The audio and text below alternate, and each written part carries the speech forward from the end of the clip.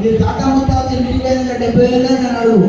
ఏం కంగారంటే ఏ ఇందిరా మన మంచిగా ఉండేరా, వాళ్ళ పాలనే మంచిగా ఉండే, వీడికి వచ్చినాక అంత దొంగ పనులు అవుతుంది, ఎవరు ఉంటే వాడే నడిపిస్తాడు ఆయన నాన్న. మా తాతలు ముత్తాతలు కూడా చెప్తారు, బతికుంటే 70 ఏళ్ళలో మీరు అడగండి. కాబట్టి నేనేం చెప్తున్నా, కాంగ్రెస్ ప్రభుత్వం భారతదేశంలో ఒక 5-6 పనులు అందరి కొరకు, అందరితో. ఉదాహరణకు ఐఐటీలు కట్టిండ్రు, విమానాశ్రయాలు కట్టిండ్రు, లేదా మన ఐబిఎంలు కట్టిండ్రు, లేదా పెద్ద పెద్ద సంస్థలు. ఈనాడు ఐడిపిఎల్ లాంటి సంస్థ అంటే మందులు తయారు చేసే కర్మాగారం హైదరాబాద్లో కట్టింది కాంగ్రెస్ ప్రభుత్వం. అలా మనలో కొంతమంది ఉద్యోగాలు దొరికారు, డిఆర్డిఎల్ కట్టిండు. ఇలా ఎన్నో సంస్థలు హైదరాబాద్లో కేంద్ర ప్రభుత్వం కాంగ్రెస్ అధీనంలో జరిగింది.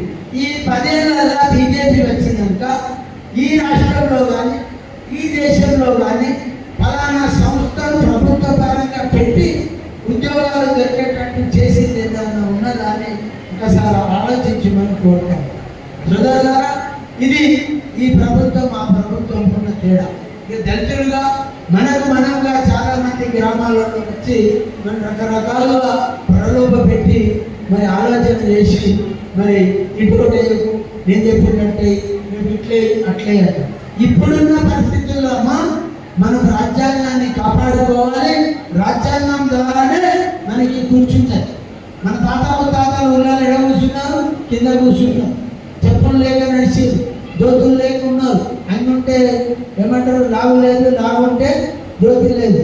రకరకాలుగా బతికింది మన తాతలు. ఇది వాస్తవం, సిగ్గుపడే అవసరం లేదు, గర్వపడాలి ధైర్యంగా.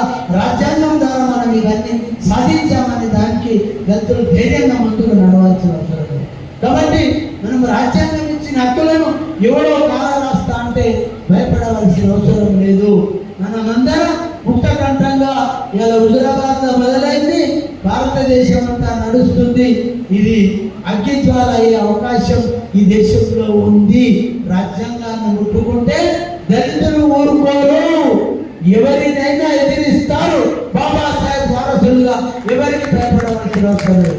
బాబాసాహెబ్ ఏం చెప్పినప్పుడు సమీకరించు, బోధించు, సమీకరించు, పోరాటం చేయమని. ఏం బోధ జరుగుతుంది? ఇప్పుడు మనకు అన్యాయం జరుగుతుందని మనం బోధించుకుంటున్నాం, ఒకరికొకరు చెప్పుకుంటూ ఉన్నాం. మనమంతా ఏకమై రాజ్యాంగం కొరకు, రక్షణ కొరకు పోరాటం చేసడానికి ఎంతకు పోకూడదు, పోవటానికి వీలు లేదు. ఎందుకంటే ఇక్కడి వరకు ఈ దాదాపు 75 ఏళ్ళ స్వతంత్ర దేశంలో మనము 0.00 అంటే 1% మనం అభివృద్ధి అయినాం, 1%. ఈ దేశంలో కొన్ని రాష్ట్రాలను నిందితే బాధ అనిపిస్తుంది. ఒరిస్సా కావచ్చు,